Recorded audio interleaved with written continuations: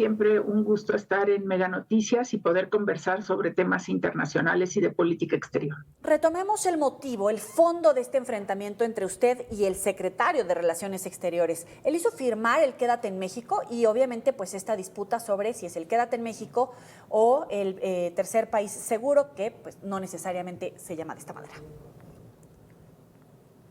Mira, yo lo que he dicho al aparecer el libro Guerras en la Frontera primero y después las memorias de Mike Pompeo, que dicen que el Quédate en México no fue una decisión unilateral de Estados Unidos, sino un acuerdo concertado entre Pompeo y Ebrard, y que se concertó justamente antes de la entrada en el poder del gobierno del presidente López Obrador.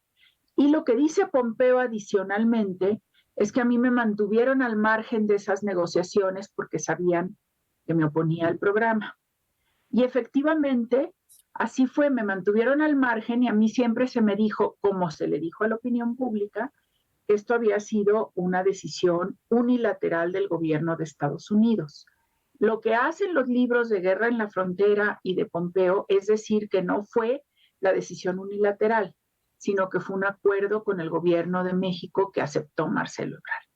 Entonces yo lo que dije es que yo ratificaba lo escrito, la relación factual de Pompeo en su libro de memorias. No quiere decir que esté de acuerdo con todo lo que dice el libro de memorias, pero en esa parte específica de Quédate en México, sí. Y esa negociación de Quédate en México fue en noviembre del 2018 y el programa Quédate en México se comenzó a instrumentar justamente a partir de fines de diciembre, principios de enero del 2019. Otra negociación también sobre temas migratorios fue la que se llevó a cabo en junio del 2019, que es cuando Trump amenazó con imponer aranceles a México si no se controlaba la migración proveniente de México. Y ahí fue donde los estadounidenses volvieron a insistir sobre la firma de un acuerdo de tercer país seguro, al que México siempre se opuso. Entonces, lo que ayer afirmó Ebrard, que yo estuve a favor del acuerdo de tercer país seguro y que cuando él llegó a Washington yo ya lo había aceptado con los estadounidenses, es totalmente falso. Uno, porque un embajador de México nunca acepta un acuerdo si no tiene instrucciones de su gobierno. Y yo no tenía instrucciones de mi gobierno al respecto. Y yo lo sabía y los estadounidenses lo sabían. Y segundo, porque justamente porque fui embajador en Turquía, sabía los problemas que representaba para México un acuerdo de tercer país seguro. Entonces, siempre me opuse y lo paré en las negociaciones que trataron de imponernos los estadounidenses. Entonces, me sorprende mucho que el secretario Ebrard diga lo contrario, porque o bien miente o bien no entendió todo el proceso de negociación. Es diferente el Quédate en México al tercer país seguro. ¿Cuál es la intención política de enredar los momentos, los conceptos, las consecuencias de estos programas, incluso del título 42? Así es, yo creo que la intención de mezclar los dos tiempos es justamente confundir más a la opinión pública, porque de por sí las negociaciones de temas migratorios son complejas de entender, tienen muchas aristas y peculiaridades que tienen que ver justamente con la legislación migratoria estadounidense, que es complicadísima, y que tienen que ver, Joely, con algo mucho más de fondo. Uno, que el sistema migratorio de Estados Unidos está roto. Ellos mismos lo dicen en inglés, it's broken. El sistema de asilo y el sistema de visas laborales y etcétera. Entonces siempre están buscando soluciones ad hoc, porque han sido incapaces de tener una reforma migratoria en los últimos años. Y eso no es que yo esté atacando a Estados Unidos, los propios estadounidenses lo reconocen. Y por otro lado, México no ha tenido una política migratoria clara, ¿sí? De hecho, el que maneje relaciones exteriores, varios de estos negociaciones o acuerdos migratorios sin tener en cuenta a gobernación que le corresponde por ley, pues también causa mucha confusión, porque el que va a instrumentar esas medidas es la Secretaría de Gobernación. Y ahora cada vez más la Guardia Nacional, lo cual es un tema que también se tiene que discutir. Entonces, todas estas negociaciones se van dando sobre la marcha sin tener marcos jurídicos y de muy claros. Entonces, por eso se mezclan y crean más confusión en la gente. Hoy mismo me preguntaba un periodista, a ver, embajadora, ¿dónde estamos ahorita? ¿Tenemos un acuerdo de tercer país seguro? No, no tenemos. ¿Tenemos quédate en México? Sí, todavía está en vigor. La administración Biden dijo que lo va a derogar y fue impugnada la decisión de la administración Biden por una serie de gobernadores republicanos.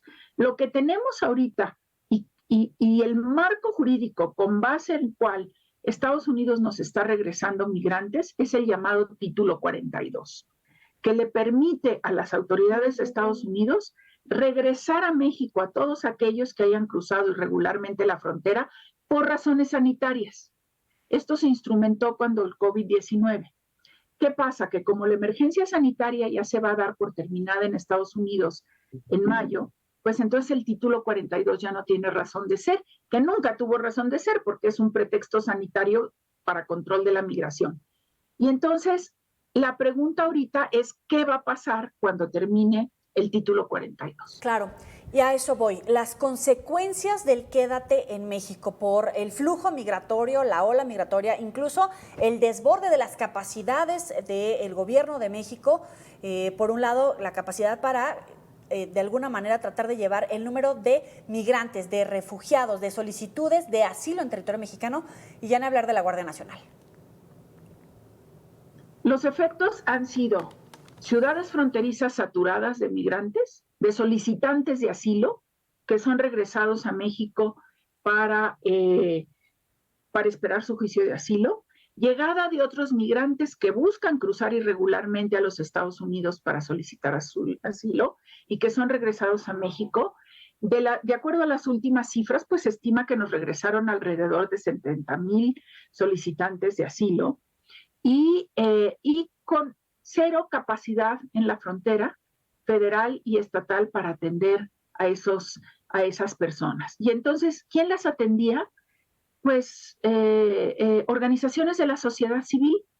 Pero mira, yo he visitado varias de ellas en Tijuana, otras en Laredo, en Nuevo Laredo, bueno, aparte que Nuevo Laredo es muy peligroso, y pues son muy pequeñas, no pueden atender esas cantidades. Entonces tú recordarás esas escenas de los hondureños esperando debajo del puente de Reynosa, cómo se tuvieron que trasladar a otros a Monterrey para garantizarles la seguridad.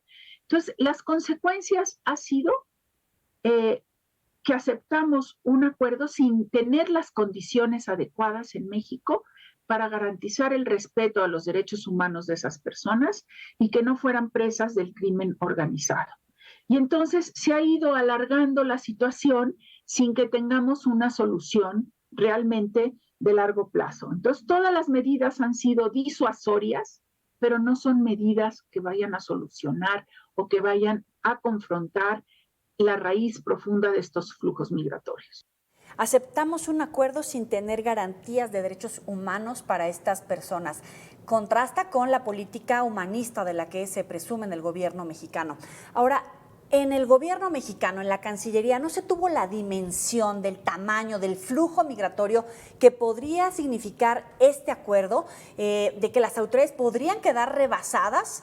¿No vieron que se podría significar el fracaso de la visión humanitaria de la política migratoria si es que la tenemos en México?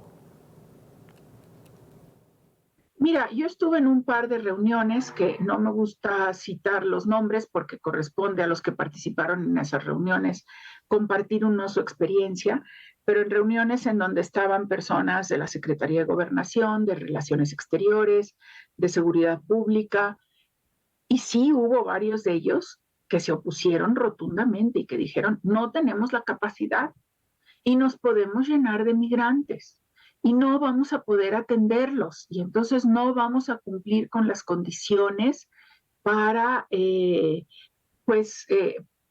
para honrar la tradición mexicana de respeto a los derechos humanos a los migrantes. Sí hubo personas muy experimentadas en este tema que sí previeron, pero pues se tomó la decisión que se tomó y esas son las consecuencias.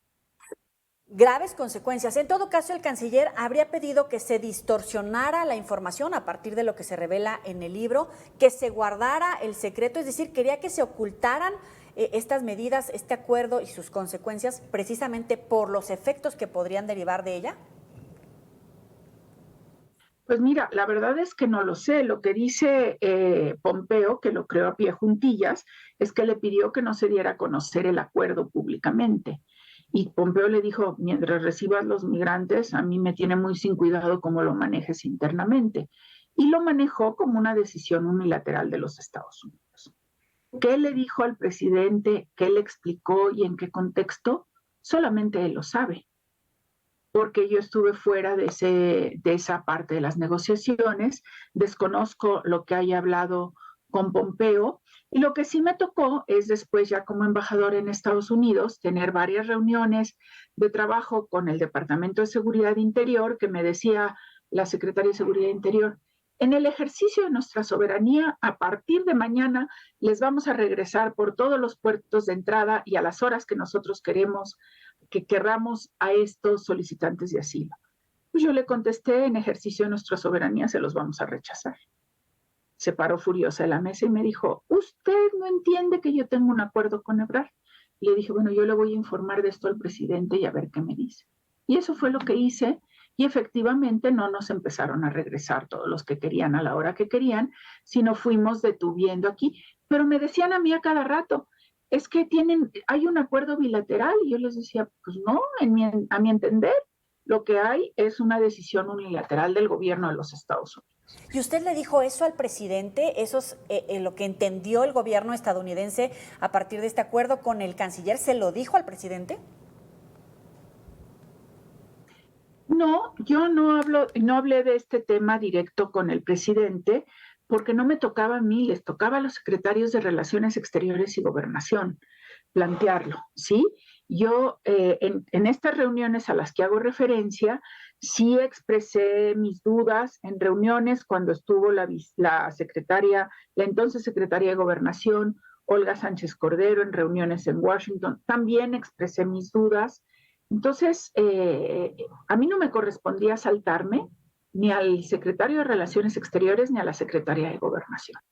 Quiero ir a esta parte. El canciller no ha ocultado sus intenciones de ser candidato a la presidencia, suceder al actual mandatario. Al tono personal quiero ir con esto. Un canciller califica a una embajadora, en retiro si usted quiere, de rencorosa y hace declaraciones graves desde la conferencia matutina. Incluso el presidente le dice a usted conservadora. ¿Usted qué le responde para empezar?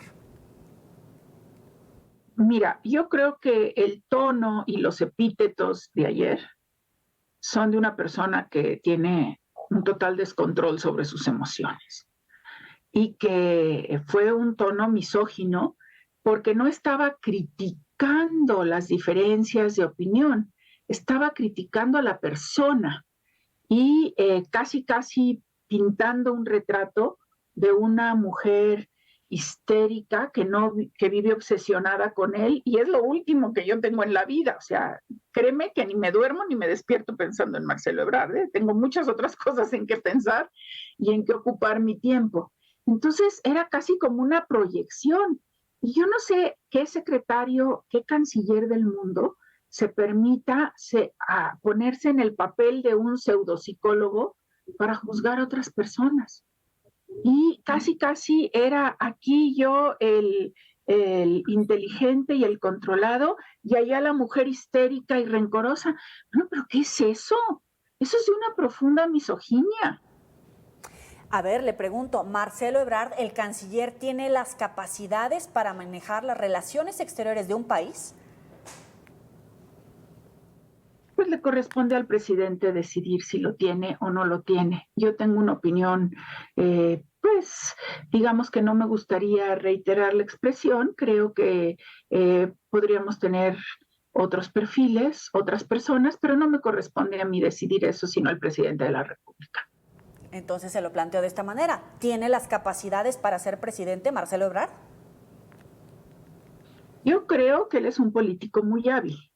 Yo creo que le faltaba mucha experiencia de negociación internacional, de técnicas de negociación internacional, todo, porque si bien estudió relaciones internacionales, pues lo hizo hace mucho tiempo en el Colegio de México y nunca practicó ni la política exterior ni la diplomacia, más que un mes que estuvo de subsecretario con Manuel Camacho en la Secretaría de Relaciones Exteriores. Y si tiene las tablas para ser el presidente, yo más bien plantearía la siguiente pregunta, Yoeli, es que los mexicanos vamos a decidir quién será nuestra presidenta o presidente en 2024 y tendremos que estudiar con mucho cuidado los perfiles que justamente traen consigo un caudal de corrupción. Uy, embajadora, pero eso es muy delicado. Un caudal de corrupción cuando es uno de los mayores problemas en México, cuando se habla de terminar con esa red de corrupción. Entonces, ¿cómo acabarla cuando se está hablando de un presidenciable?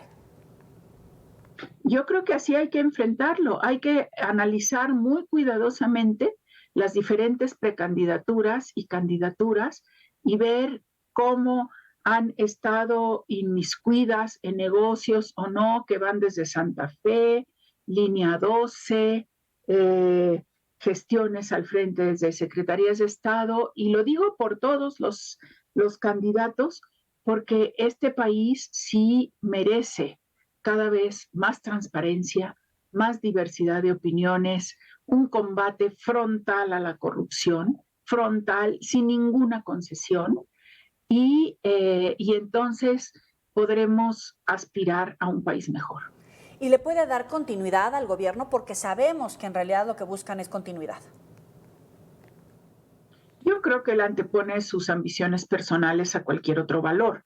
Y eso me decía hace un rato un periodista, que eso es lo que más le irritó de lo que dije en la entrevista con León Krause, que ahora repito contigo. Yo creo que quien pone sus ambiciones personales y las antepone a cualquier otro valor, pues yo no votaría por él como presidente, pero tampoco creo que me corresponda a mí decirles a los mexicanos cómo deben de votar. Yo creo en la inteligencia de los mexicanos. Parafraseando al presidente, el pueblo es muy inteligente y seguramente sabrá distinguir entre la falsedad y la autenticidad de los candidatos a la presidencia de la República. Vamos a las consecuencias, en todo caso, para usted. El consultor jurídico de la Cancillería, Alejandro Celorio, dice que usted violó su deber de guardar la información sobre la implementación de una ley estadounidense, que incluso fue una medida unilateral, según el licenciado Celorio. Advierte además que espera que se proceda con un castigo. ¿Ha recibido alguna llamada de presidencia o de la Cancillería en este sentido? No, y me parece que es absolutamente ridículo lo que dice el consultor jurídico de la Cancillería, porque, a ver, yo no estoy rompiendo ningún sigilo, yo estoy confirmando lo que ya se escribió en varios libros, ¿sí? Y como conversaba con otros periodistas y con otros filósofos y académicos, y hablando de lo que tanto pregona el presidente, la justicia, ¿qué debe prevalecer? ¿El sigilo o la verdad? Uy, hay una intención de hacer recaer. Pero sí hay una intención de amenazarme con esas declaraciones y de amedrentar. Entonces, aquí hay misoginia, hay violencia política de género y hay una intención de amedrentar y amenazar. Y eso, desde el poder hacia los ciudadanos, es francamente lamentable, deleznable. Uy, violencia política de género, misoginia, para empezar, estamos en tiempos políticos, en tiempos electorales. ¿Hay una intención de hacer recaer el fracaso del Quédate en México o de estas decisiones tomadas por el canciller en la embajadora? Pues eso he leído en un par de artículos que eso es lo que buscaban, y uno de ellos la verdad es que me hizo reír bastante, el de Salvador Camarena, pero creo que eso es lo que algunos interpretan que hay, y yo creo que si tratan de hacer recaer sobre mí las decisiones que tomó el canciller Ebrard, porque ahora él es un candidato a la presidencia o precandidato, y yo soy una ciudadana jubilada, pues también volvemos a este desequilibrio y a esta falta de ética para la toma de decisiones. Yo quisiera creer que no, pero bueno, todas las señales van en ese sentido. A partir del desequilibrio, de la falta de ética, de esta violencia que usted observa, ¿qué mensaje le envía al presidente después de que incluso la calificó de conservadora, de los dichos de Ebrard, del consejero, por supuesto? ¿Qué le dice al presidente? Joel, y lo que he dicho varias veces, yo al presidente lo respeté, lo respeto y lo respetaré. Siempre le estaré agradecida por la oportunidad de haber sido su representante ante el gobierno de Estados Unidos durante 2 años y algunos meses, en momentos muy difíciles. No estoy de acuerdo con la polarización y con la división de los mexicanos en 2 grupos. Creo que somos mucho más diversos y tenemos que buscar consensos. Y espero que no me pase nada, que no me vaya a caer yo en unas escaleras, a tener un accidente en mi casa o mi familia, porque de eso sí hago directamente responsable a Marcelo Ebrard por todas las señales que ha mandado de amenaza, de intimidación, de misoginia. Y simplemente diré, tú que eres mujer y yo que soy mujer, yo ya estoy cansada de que nos vean a las mujeres como que demos la cara amable de los gobiernos, como que, ay, esta señora sí nos va a ayudar a mantener una relación en la amabilidad, pero que se siga pensando que solo los hombres pueden ser los que toman decisiones, los que son inteligentes, los que saben de política. No, no, basta. Las mujeres somos tan o más inteligentes que muchos de esos políticos hombres. Y hay que aprender a respetarnos. Fuertes palabras. Muchísimas gracias, embajadora Marta Bárcena, como siempre, por estar para el auditorio de Mega Noticias. Muy buena noche. Muchas gracias, Joel, y nos vemos. Y como siempre, es un placer tener esta larga conversación. Le agradezco a usted. Y bueno, también a ustedes muchísimas gracias. Los puede recuperar esta entrevista, importantes declaraciones de la embajadora. Primero, aceptan un acuerdo en México sin tener garantías para cumplir los derechos humanos. Por supuesto que ella además dice que no votaría por Marcelo Ebrard como presidente porque antepone sus ambiciones personales a las necesidades del gobierno, y que espera que no le pase nada porque en ese caso responsabilizaría a Marcelo Ebrard. Vaya conflicto entre el canciller de México, aspirante a una candidatura presidencial, y la ex embajadora, nada menos, de México en Estados Unidos. Vamos a la pausa, volvemos con más.